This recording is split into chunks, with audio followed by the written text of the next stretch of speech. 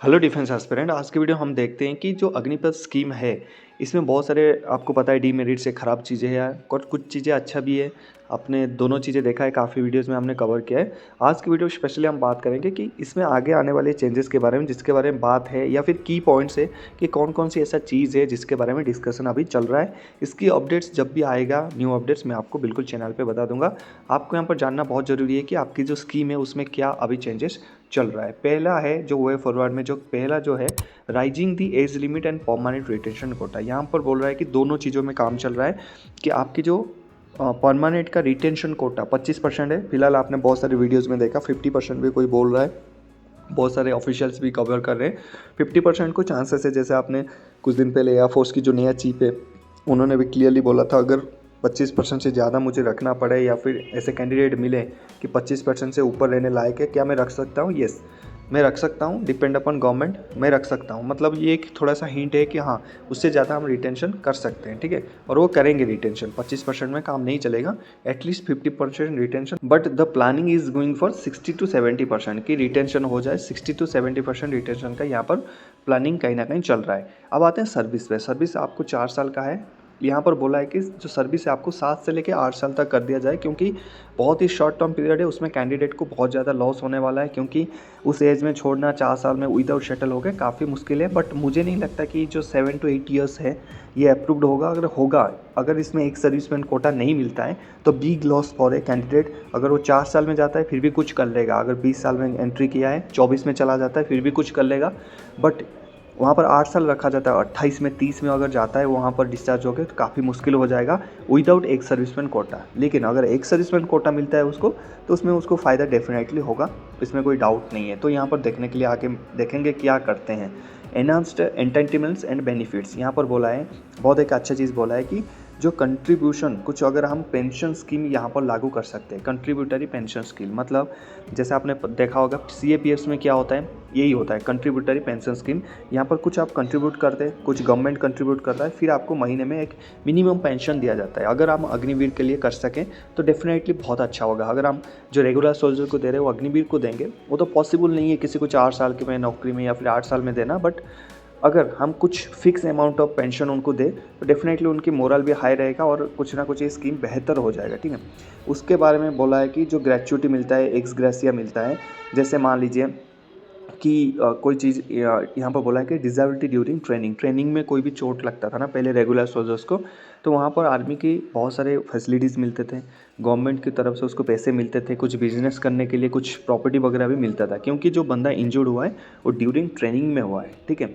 तो उसके लिए उसको मिलता था। तो लेकिन अग्निवीर में वो चीज़ें नहीं है। जैसे ही आप ट्रेनिंग में इंजर्ड होते हो या फिर आपकी मेडिकल अनफिट होते हैं तो आपको निकाल दिया जाता है। तो इस चीज़ों पे बिल्कुल डेफिनेटली बातें चल रही है। और अगर डिसेबिलिटी होते हैं तो वहाँ पर बिल्कुल आपको ग्रेच्युटी एक्स ग्रेसिया मिलना चाहिए, क्योंकि आप आगे कैसे चलोगे अगर ये चीज़ें आपको नहीं मिलेगा। तो बहुत अच्छा चीज़ है अगर इसके ऊपर कुछ नतीजे आते हैं तो।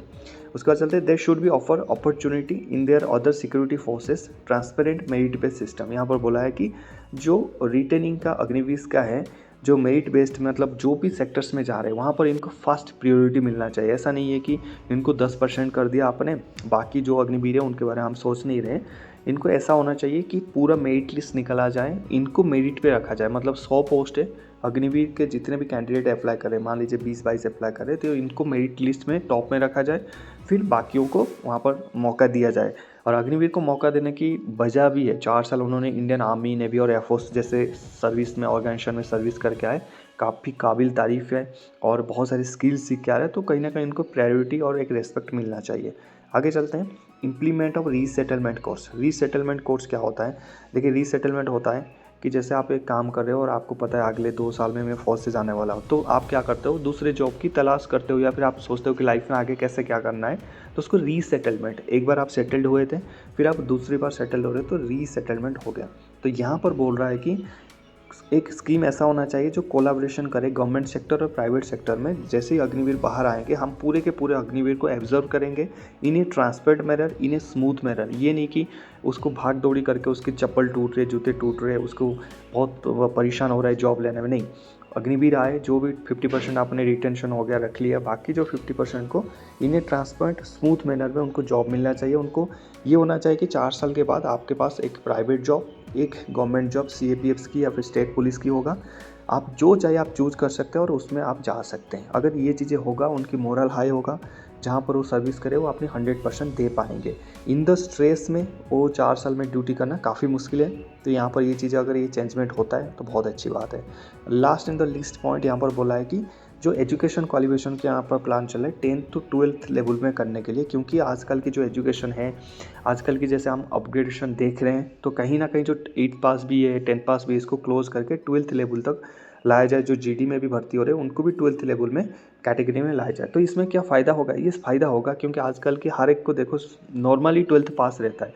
अगर 12th पास भी कर देते तो कोई दिक्कत नहीं है, लेकिन उस हिसाब से आपको एज भी बढ़ाना पड़ेगा। अगर आप 10th वाले को 21 साल दे रहे हो या फिर 21 साल दे रहे हो, तो 12th अगर ले रहे हो यहाँ पर डेफिनेटली आपको 23 या फिर 25 करना पड़ेगा। ये भी चीज़ें एक ध्यान रखना पड़ेगा। अगर आप एजुकेशन क्वालिफिकेशन बढ़ा रहे हो तो उस हिसाब से एज भी बढ़ाओगे, क्योंकि जो जैसे सिपाही फार्मा में जो एंटर होते हैं D फार्म करके, उनकी 25 साल है, तो वहाँ पर एटलीस्ट यहाँ पर 21 को आप 23 या फिर 24 कर सकते हैं, ताकि जो 12th पास करके उसके पास मौका रह गए। 12th पास करते करते 17-18 साल हो जाते हैं, तकरीबन 17 साल कंप्लीट 18 चलता है, तो 18, 19, 21, 20, 23, 24 मतलब कम से कम 4-5 साल तो उनको मौका मिलना चाहिए। क्योंकि आज की डेट में जो एप्लीकेशंस आ रहे हैं, जो भर्ती आ रहा है, एक साल में एक ही आ रहा है। पहले था ज़माना वो जहाँ 3-3 बार ओपन रैली आते थे, लोग दे दे के थक नहीं रहते थे। आजकल की आपको पता है अप्रैल में ही आता है वैकेंसी, फरवरी में आता है, अप्रैल में एग्ज़ाम होते हैं, ठीक है। तो इस हिसाब से ये सारे की पॉइंट्स हैं जिसके ऊपर डिस्कशन हो रहा है। शायद इसमें कुछ इम्प्लीमेंट हो, हम आपको बिल्कुल इसमें बताएंगे। तो चैनल को सब्सक्राइब, बेल नोटिफिकेशन ऑन कर देना। Telegram channel army sir official join कर लेना। आपकी क्या राय है नीचे कमेंट सेक्शन में लिखिए।